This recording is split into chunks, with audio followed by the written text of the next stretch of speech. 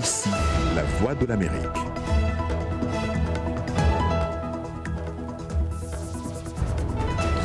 Madame, mademoiselle, monsieur, bonsoir et bienvenue. Jacques Aristide avec vous, ravi de vous retrouver dans Le Monde aujourd'hui. Les titres que nous allons développer ce soir. Au Mali, le mouvement de contestation qui réclame le départ du président Ibrahim Boubacar Keïta reporte un rassemblement après les récents troubles meurtriers à Bamako. Une mission conduite par le Nigérian Goodluck Jonathan pour le bloc régional de la CEDEAO tente de réconcilier le pouvoir et les opposants. Plus de 2 millions de personnes sont actuellement en insécurité alimentaire à travers le Burkina Faso. D'après le gouvernement, le pays sahélien est frappé par la sécheresse et il est également en proie à des violences djihadistes qui ont entraîné des déplacements massifs de population.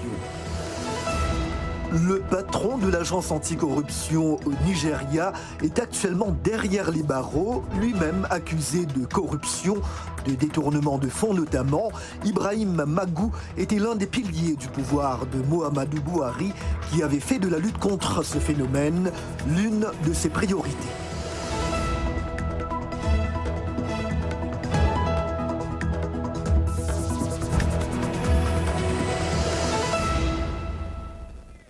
Les derniers développements dans la crise malienne. Pour ouvrir ce journal, le mouvement de contestation qui réclame le départ de l'actuel pouvoir de Bamako a reporté le rassemblement prévu pour demain dans un contexte hautement volatile.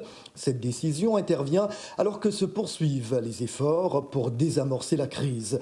Une mission conduite par l'ancien président nigérian Goodluck Jonathan est actuellement dans la capitale malienne. Sur place, le point avec Kassim Traoré.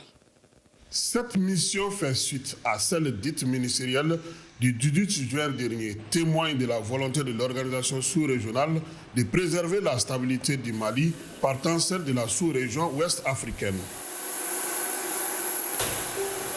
Je viens d'accueillir, à la demande du président de la République, la délégation de la CEDEAO qui est venue dans notre pays pour nous aider à trouver des solutions à la crise sociopolitique à laquelle nous sommes confrontés. L'ancien président du Nigeria, Goodluck Jonathan, est le chef de la mission. Avec la coopération et la bonne volonté du peuple malien qui souhaite résoudre les problèmes, non pas ceux liés à des individus, mais ceux basés sur les intérêts collectifs du pays, je pense que nous aurons un moyen de résoudre les problèmes. Nous parlons des problèmes causés par l'homme et non ceux pour lesquels nous n'avons aucun contrôle. Je pense donc que nous serons en mesure de faire quelque chose. Vous travaillerez avec nous et nous réussirons. Nous sommes revenus avec, cette fois-ci, un médiateur nommé par la CEDEAO et que nous allons assister et avec lequel nous allons travailler le temps qu'il faut. Nous ne serons plus pressés, nous ne serons pas pressés de repartir. Le temps qu'il faut pour être sûr cette fois-ci que la recherche des solutions à tous les problèmes aujourd'hui qui divisent les Maliens. Goodluck Jonathan a rendu une visite de courtoisie au président Ibeka. Actuellement, la délégation rencontre les protagonistes de la crise malienne. Bamako, Kassim Traoré pour VOA Afrique.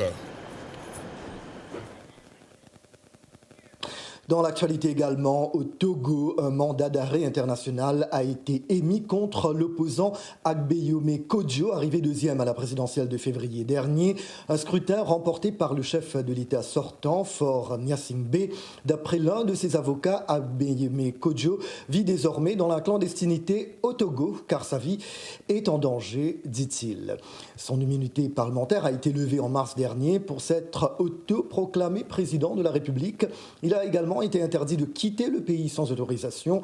Pour maître Darius Kukuatso, c'est un acte d'acharnement de plus contre son client. L'avocat se dit déterminé à faire éclater la vérité juridique dans cette affaire. En République centrafricaine, près de la moitié de la population se trouve en situation d'insécurité alimentaire aiguë. C'est l'ONU qui le dit dans un bulletin humanitaire. D'après le bureau onusien OCHA, 2,36 millions de personnes sont concernées. La dégradation est due avant tout à un regain des conflits entre groupes armés et à la persistance des affrontements intercommunautaires. Mais la situation alimentaire s'est également aggravée par le coronavirus et la faible production agricole due au manque de pluie. Le Burkina Faso est également confronté à l'insécurité alimentaire. Plus de 2 millions de personnes sont dans cette situation, d'après le gouvernement.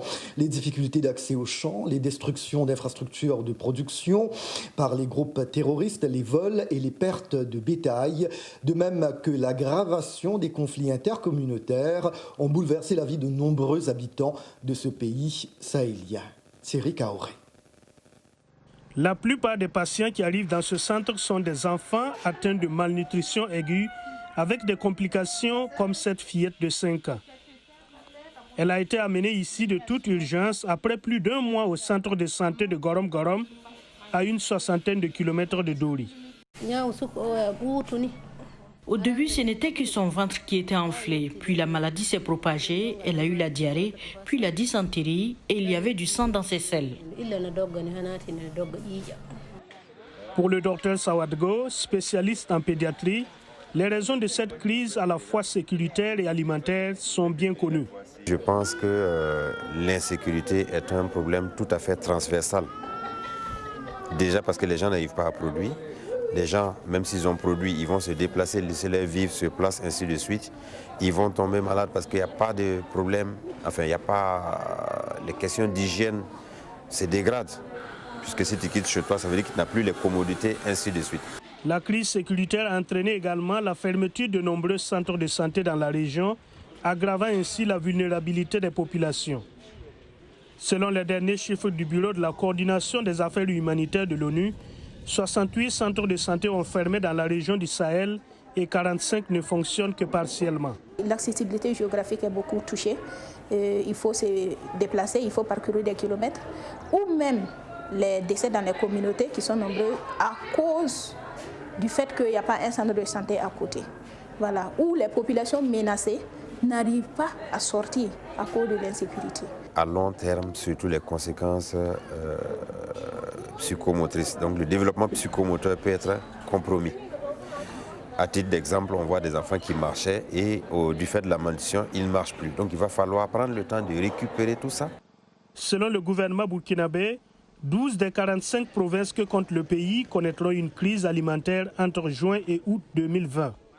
Si rien n'est fait, plus de 2 millions de personnes réparties dans toutes les régions seront en insécurité alimentaire sévère et plus de 100 000 personnes dans les régions du Sahel, du centre-nord, de l'Est et de la boucle du Mouhoun pourraient se trouver en situation d'urgence alimentaire.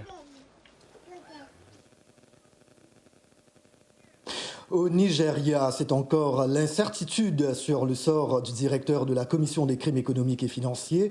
Il s'agit en fait de l'agence anticorruption du pays. Ibrahim Magou est emprisonné depuis plus d'1 semaine et fait lui-même l'objet d'une enquête pour corruption. Le président Muhammadu Buhari l'a suspendu et a aussitôt nommé un remplaçant par intérim. Le reportage de Gilbert Tamba à Abuja. Ibrahim Magou est devenu le chef par intérim de la Commission des délits économiques et financiers en 2015, lorsque le président Muhammadu Buhari est arrivé au pouvoir en promettant de lutter contre la corruption endémique dans le pays. Il était considéré comme un cadre intransigeant et a été une figure clé de la campagne anticorruption menée par Buhari, un objectif majeur de sa campagne et une promesse pour laquelle il a été élu. Durant les 5 dernières années passées à la tête de l'agence anticorruption, plusieurs hauts responsables politiques, dont plusieurs anciens gouverneurs des États puissants et des ministres ont été emprisonnés et d'autres sont encore devant la justice. Les Nigérians veulent en savoir plus. Présentement, il y a beaucoup de rumeurs, beaucoup de fausses informations. Pourquoi le président ne veut pas s'adresser aux Nigérians pour nous donner des informations? Dis-nous ce qui se passe. Est-ce que Magou a été arrêté? A-t-il été enlevé ou fait-il l'objet d'une enquête? Quels sont les détails de cette enquête? Nous voulons savoir s'il est lui aussi impliqué dans un scandale financier et ce qu'il a fait. Certains Nigériens dénoncent des accusations motivées par des intérêts politiques et nombreux sont ceux dans l'élite financière et politique nigériane qui souhaitent évincer Magou. Mais d'autres estiment que le gouvernement a le droit d'enquêter sur les activités d'une agence comme l'IFCC pour éviter que son dirigeant ne devienne trop puissant pour être interrogé. Même si c'est politiquement motivé, les gens ont été arrêtés. Ces arrestations avaient aussi des buts politiques. Vous n'êtes pas l'alpha et l'oméga d'une institution. Il y a la loi. Et si vous êtes recherché, la loi doit être appliquée. Lorsqu'il était responsable de l'FCC, il a procédé à des arrestations d'opposants. Donc, les gens disent que tout cela était également basé sur des intérêts politiques. Il est lui aussi tombé dans un piège politique. Le gouvernement nigérien n'a pas donné plus de détails sur les allégations contre Ibrahim Magou, suspendu de ses fonctions de chef de l'IFCC par le président Muhammadu Buhari. Selon des informations, le responsable de la lutte contre la corruption est accusé de s'être octroyé des biens saisis lors des perquisitions visant des biens mal acquis par des anciens hauts cadres et ministres d'État. Un détournement évalué à plus de 100 millions de dollars américains selon des sources citant une pétition adressée au président Buhari. C'est troublant que le chef de la commission chargé de lutter contre la corruption est lui-même soupçonné d'être corrompu. Je pense que c'est d'autant plus troublant que ça fait 5 ans que cette question perdure. L'incertitude règne toujours sur le sort de l'ancien directeur de l'agence anticorruption du Nigeria. Le principal parti d'opposition, le PDP, de l'ancien vice-président Atiku Abubakar, accuse l'IFCC de chasse aux sorcières contre les opposants et souhaite que Ibrahim Magou soit traduit devant la justice. Gilbert Tamba, Abuja pour VOA Afrique. Une autre actualité que nous sommes en train de suivre pour vous, l'Éthiopie nie avoir commencé à remplir le barrage géant qu'elle construit sur le Nil. C'est du moins ce qu'affirme le Soudan après des entretiens avec le chargé d'affaires éthiopien à Khartoum. Hier, des déclarations attribuées à Addis Abeba faisaient état d'une augmentation du niveau de l'eau retenue par le barrage, ce qui serait dû à l'avancée du chantier. Mais l'Éthiopie maintient n'avoir pas fermé les portes du barrage. Le grand barrage de la Renaissance continue donc de provoquer de fortes tensions entre l'Éthiopie, l'Égypte et le Soudan. Les derniers pour parler sous l'égide de l'Union africaine, notamment la manière dont le barrage est géré avant que le remplissage ne débute, n'ont pas débouché sur un accord. La pandémie du coronavirus a fait au moins 14 000 morts en Afrique. On dénombre plus de 6 045 000 cas de contamination sur le continent. La Guinée va rouvrir graduellement à partir de demain ses frontières aériennes fermées à cause de la maladie. Annonce du chef de l'État, Alpha Condé, qui fait état également d'une nouvelle réduction d'1 heure du couvre-feu nocturne dans le Grand Conakry. Il avait levé ailleurs. Le président guinéen dit toutefois constater avec regret et amertume le relâchement du respect des mesures barrières, comme le port du masque ou les restrictions sur les rassemblements. Le Sénégal, lui, a déjà rouvert ses frontières aériennes après 4 mois de fermeture à cause de la maladie Covid-19, avec la reprise des vols hier, reprise timide toutefois à l'aéroport international de Dakar, de temps que le gouvernement veut maintenir les mesures pour éviter la propagation du coronavirus. Didi Diko pour les détails. Le Sénégal a rouvert ses frontières aériennes après 4 mois de fermeture avec l'arrivée à l'aéroport Blaise Diagne à minuit d'un vol d'Air Algérie. 6 autres vols internationaux figuraient sur le tableau d'annonce. Parmi ces vols, celui de Mamsé Ndiaye, une passagère à destination de Paris. Là, je suis bloquée au Sénégal pas mal de temps depuis un moment. Et là, aujourd'hui, vraiment, je suis ravie, je suis très contente de retourner en France. Donc voilà. La reprise est timide, mais le directeur de la compagnie en charge du fonctionnement de l'aéroport international de Dakar se dit tout de même optimiste. C'est le premier jour, donc c'est une reprise timide. Aujourd'hui, nous avons 7 vols passagers et 8 vols cargo. Donc nous avons mis en place des équipements et un dispositif pour accueillir les passagers et faire en sorte qu'ils soient traités dans les conditions de coronavirus. Donc c'est une reprise timide. Les avions vont certainement se remplir dans les jours qui viennent. Il y en aura aussi de plus en plus. Et nous pensons que dans les 2 mois qui vont venir, nous allons avoir à peu près 30% de notre trafic comparé à celui de l'an dernier. La reprise des vols internationaux a été accompagnée d'un protocole sanitaire rigoureux, dont l'obligation pour les compagnies aériennes volant à destination du Sénégal d'exiger des passagers un certificat de test de Covid-19 négatif datant de moins de 7 jours et délivré par un laboratoire agréé. À l'aéroport, les mesures sanitaires sont également strictes. Aujourd'hui, pour venir au Sénégal, nous exigeons vraiment le respect strict des mesures barrières, à savoir le port de masque. Vous avez vu tout le monde ici porte le masque. Vous avez la distance physique. Vous avez vu avec les autorités aéroportuaires toutes les distances, même au niveau des chaises où on se repose. Vous avez des gels hydroalcooliques partout, même au niveau donc des gaps bancaires. Au-delà de cela, quand maintenant les passagers arrivent, vous avez les caméras thermiques, vous avez le thermoflash. Nous sommes dans un box où vous avez la répercussion de la température ici, ce qui nous permet de les isoler. Au Sénégal, les frontières terrestres et maritimes restent fermées. Le pays a levé fin juin le couvre-feu et l'état d'urgence instauré en mars dernier pour freiner la propagation du Covid-19 et les restrictions imposées par le coronavirus ont provoqué des protestations, comme dans plusieurs pays de la sous-région.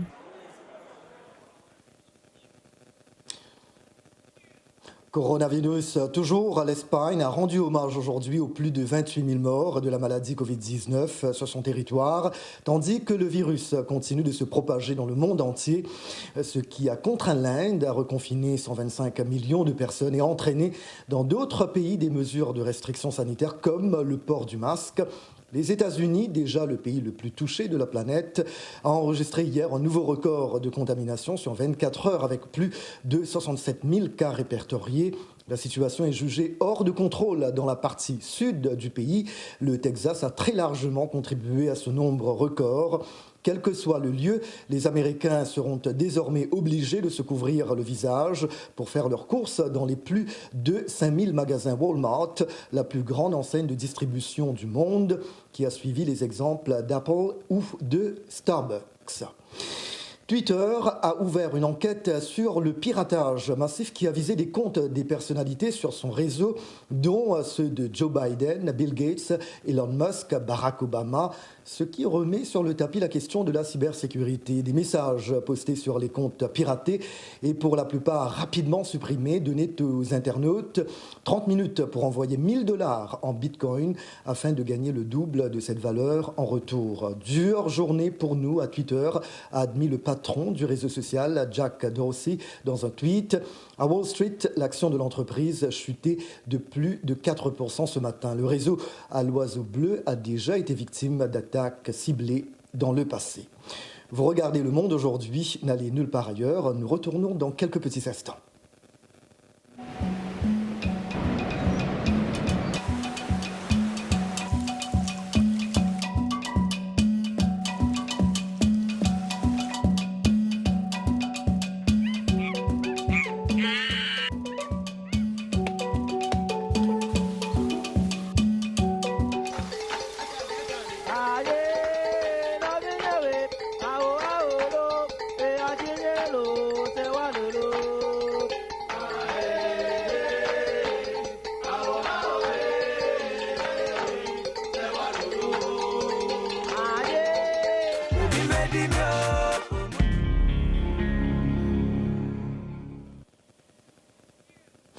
Merci d'être toujours avec nous dans Le Monde aujourd'hui, votre journal que vous propose VOA Afrique. Vous le savez, les laboratoires du monde entier tentent de trouver un vaccin contre le coronavirus. L'Union africaine se prépare d'ores et déjà à ce scénario. L'UA dit vouloir coordonner sa distribution sur le continent africain pour éviter des négociations individuelles entre les fabricants et les pays. On écoute. Sur ce point, permettez-moi d'être très clair. Nous voulons aborder cette question en tant que continent et éviter un scénario dans lequel des fabricants individuels se mettent en contact avec des pays en particulier pour le faire. Nous ne cherchons pas à contrôler les efforts de différents pays ou fabricants de vaccins, mais nous cherchons à coordonner. Nous encourageons la fabrication locale de vaccins, ce qui signifie que si nous avons un bon candidat pour le vaccin ou un vaccin dont l'efficacité a été prouvée dans n'importe quel pays, nous demandons le transfert de propriété intellectuelle afin qu'il puisse être fabriqué localement sur le continent. S'il y a un vaccin disponible aujourd'hui, environ 7,8 milliards de personnes dans le monde auront besoin de ce vaccin pour que la fabrication soit décentralisée autant que possible. Et nous sommes convaincus qu'il existe des groupes sur le continent qui peuvent le fabriquer, ce qui est différent de la production d'un vaccin. Et justement, on apprenait hier que le vaccin anti-Covid de la biotech américaine Moderna allait entrer dans la phase finale de ses essais cliniques le 27 juillet prochain. Davantage ce soir avec Mohamedou Oumfa dans sa chronique santé. Le 27 juillet prochain, la biotech américaine Moderna entrera dans la phase finale de ses essais cliniques pour un vaccin contre le Covid-19. La phase finale ou phase 3 est la dernière phase dans le processus d'essai vaccinal. Arrêtons-nous un instant sur ce processus qui commence généralement par des essais précliniques sur les animaux. Il y a ensuite les essais cliniques dans la phase 1 qui consiste à tester le candidat vaccin sur un nombre très réduit de personnes pour mesurer la tolérance et la production d'anticorps en fonction des doses que l'on administre. 45 personnes avaient reçu des doses du candidat vaccin dans la première phase de l'essai de Moderna. Ensuite, en phase 2, les chercheurs continuent à vérifier la tolérance et l'innocuité du candidat vaccin et cherchent à établir la dose optimale de vaccin à utiliser. Cette phase se fait avec une plus grande population. La phase 3, la phase finale donc, est un test à plus large échelle. Pour cette phase finale, Moderna fera appel à 30 000 personnes aux États-Unis. La moitié d'entre elles recevront une dose de 100 microgrammes du candidat vaccin, les autres un placebo, c'est-à-dire qu'ils recevront des doses sans efficacité, l'objectif étant d'observer les différences de résultats avec ceux qui ont reçu des doses avec substance active. Même si des symptômes sont constatés, le vaccin peut être considéré comme un succès s'il empêche les cas graves de Covid-19. L'étude devrait durer jusqu'au 27 octobre 2022, mais des résultats préliminaires devraient être communiqués bien avant cette date. Les États-Unis, qui ont déjà investi des milliards de dollars dans les recherches de vaccins, espéraient être les premiers bénéficiaires de ces découvertes, mais le secrétaire général de l'ONU, Antonio Guterres, plaide déjà pour un vaccin accessible à tous. La crise du Covid-19 est un signal d'alarme pour que nos sociétés soient remodelées pour être plus justes et plus inclusives. Un traitement efficace, le futur vaccin contre le coronavirus, doit être accessible à tous, partout et en tant que bien public mondial. Par-dessus tout, nous avons besoin d'une reprise fondée sur la justice économique et sociale, car les lacunes en matière de riposte aux pandémies, que ce soit le VIH ou le Covid-19, reposent sur des lignes de fracture, des inégalités et des choix politiques. Alors que l'annonce d'un candidat vaccin en phase d'essai final suscite déjà des espoirs, les scientifiques avertissent que les premiers vaccins à arriver sur le marché ne sont pas nécessairement les plus efficaces ou les plus sûrs. Ces scientifiques notent que la technologie de Moderna, fondée sur l'ARN messager, qui consiste à donner au corps les informations génétiques nécessaires pour déclencher préventivement la protection contre le coronavirus, n'a jamais prouvé son efficacité contre d'autres virus. Un autre expert, le professeur David Lowe, de l'Université de California Riverside, pense qu'il reste aussi à surveiller s'il y a un effet sur le long terme où la réponse immunitaire serait en fait nocive pour la protection. Il faut donc encore rester prudent. Tout à fait autre chose. Maintenant, utiliser ses connaissances mathématiques pour produire de meilleurs vêtements, c'est le défi quotidien de Diarra Bousso, mathématicienne et styliste sénégalaise. Il y a 5 ans, elle a fondé Diarra Blue, une ligne de vêtements dont les imprimés résultent d'algorithmes. Découvrons cela avec Mohamedou Oumfa. Diarra Bousso a un cursus de mathématicienne. Diplômée de la prestigieuse université de Stanford ici aux États-Unis, elle disposait d'opportunités pour une carrière dans le monde universitaire ou dans la finance puisqu'elle a été trader à Wall Street. Mais Diarra Bousso n'a pas pu échapper à sa vocation de styliste modéliste qui lui colle à la peau depuis son enfance. Heureusement, elle a pu trouver l'équilibre entre ses études et sa passion. Pendant mon temps libre, je dessinais des paraboles et figures géométriques qu'on nous enseignait. À la fin, j'avais des graphiques, du gribouillage, des dessins et je me disais, waouh, c'est incroyable.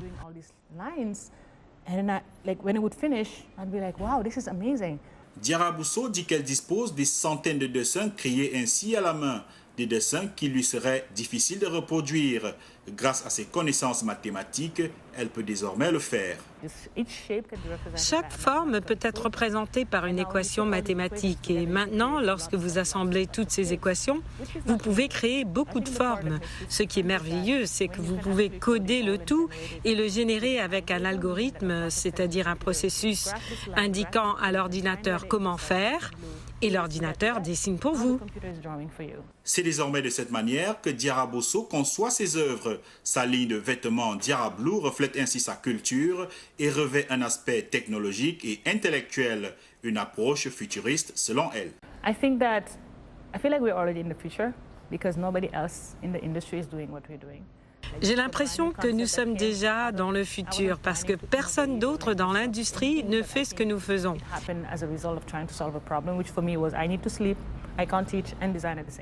C'est un tout nouveau concept qui est né. Je pense donc qu'en termes d'innovation, cela me permet d'être très en avance en termes d'économie de coûts. Le travail de Diarra Bousso commence à gagner en reconnaissance. En septembre 2019, elle a remporté à San Francisco le très convoité prix designer au San Francisco Fashion Incubator. Ses créations ont aussi été publiées dans les revues prestigieuses comme Vogue, Elle et Glamour. Eh bien, approche futuriste, en effet. Avant de clore ce journal, Disneyland Paris, première destination touristique privée en Europe, a rouvert ses portes au public hier avec une capacité d'accueil limitée après 4 mois de fermeture en raison de l'épidémie de coronavirus. Accompagnés par une musique festive, les premiers visiteurs, tous masqués et parfois affublés de l'incontournable serre-tête oreille de Mickey, ont fait leur entrée dans le parc hier. Au compte-gouttes, ils étaient accueillis par les mascottes de Mickey, Pluto ou encore Tic et Tac qui dansaient sur une estrade à bonne distance des visiteurs. Quelle joie d'être à vos côtés et de pouvoir vous accueillir à nouveau, a déclaré Natasha Raflaski, présidente de Disneyland Paris, lors d'une cérémonie sans public tenue juste avant l'ouverture des portes et retransmise sur les réseaux sociaux. Mais le parc d'attractions de Marne-la-Vallée, en région parisienne, ne va pas reprendre immédiatement un fonctionnement normal. Le nombre de visiteurs reste limité, a indiqué Disneyland, sans préciser la jauge choisie. Les mesures d'hygiène ont été renforcées, outre le masque obligatoire pour tous les visiteurs au-dessus de 11 ans. La distanciation physique est mise en place pour les files d'attente et au sein des attractions. Plus de 2000 points de distribution de gel hydroalcoolique ont également été mis à disposition. Voilà un peu de magie en cette période terne, diraient certains. Point final à ce journal. Merci de l'avoir suivi. Rendez-vous demain, même heure, même endroit. Toute l'équipe de VOA Afrique se joint à moi pour vous souhaiter une très belle soirée. Merci. À demain.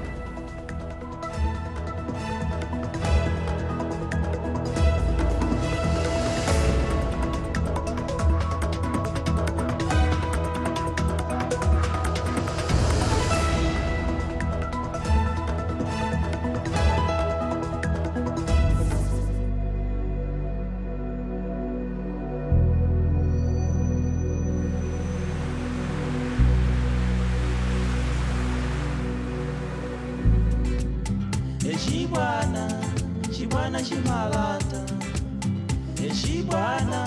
chibwana chimalata, ungakhala pabwino, poyipamba mayitana.